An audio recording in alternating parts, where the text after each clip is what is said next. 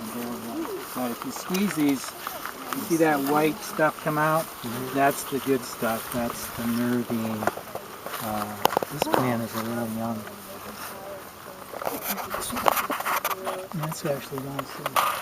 The lower on the plant, the more immature it is. But there's a good one right there. Oh, yeah. Oh, wow. Squeeze them. And what is that?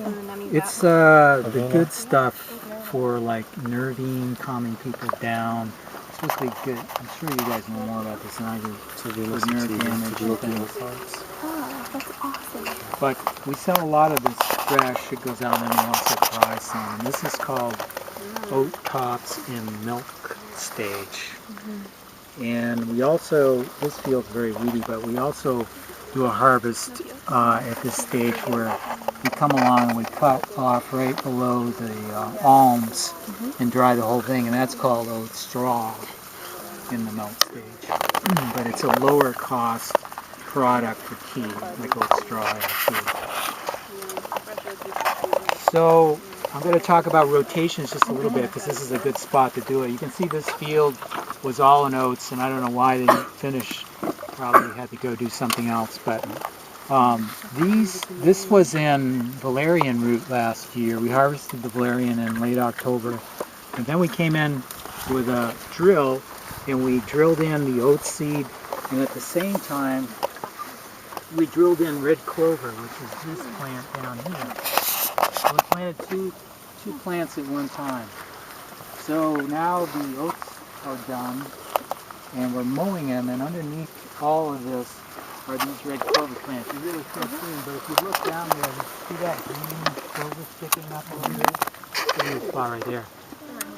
So we don't have to till it all up again and plant red clover. We can do 2 crops at one time.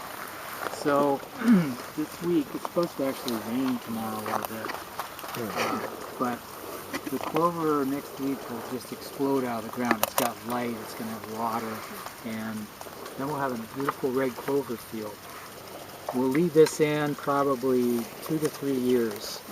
And what we're doing is, when you grow a row crop, you've got a lot of bare soil for a year or 2, 3, and it's eating up organic matter, sucking up nutrients, nitrogen, and the soil needs a rest, what's called a rotation, and this is called a cover crop or a green manure crop. And we'll leave it in here. Clover and alfalfa, of course, are legumes, and they fix nitrogen in the soil. Nitrogen is a very costly input if you have to buy it and use it. So we tend to grow ours right where we need it in the soil.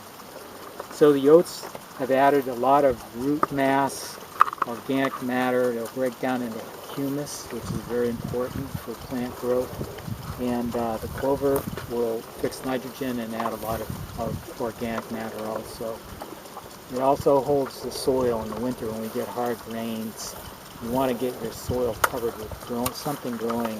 You don't want to have it be subject to erosion, which is a big problem in agriculture everywhere in the world. The other thing about red clover is we can come out here and pick the blossoms in a couple of months. And we usually pick a lot of them. And red clover blossom picking is unique in that for most herbs, you want to harvest them in the morning, just after the dew's off. The volatile oils and everything are up, all the nutrients are there, before the heat of the day has burned off those oils. But the thing about red clover is, when the crew gets here, and they get here at daylight, they pick when it's wet.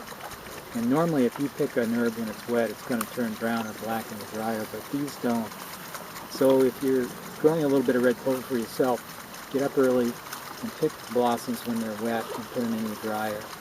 And you'll get a lot better color retention than you would if you came out right now and picked them. Calendula flowers are just the opposite.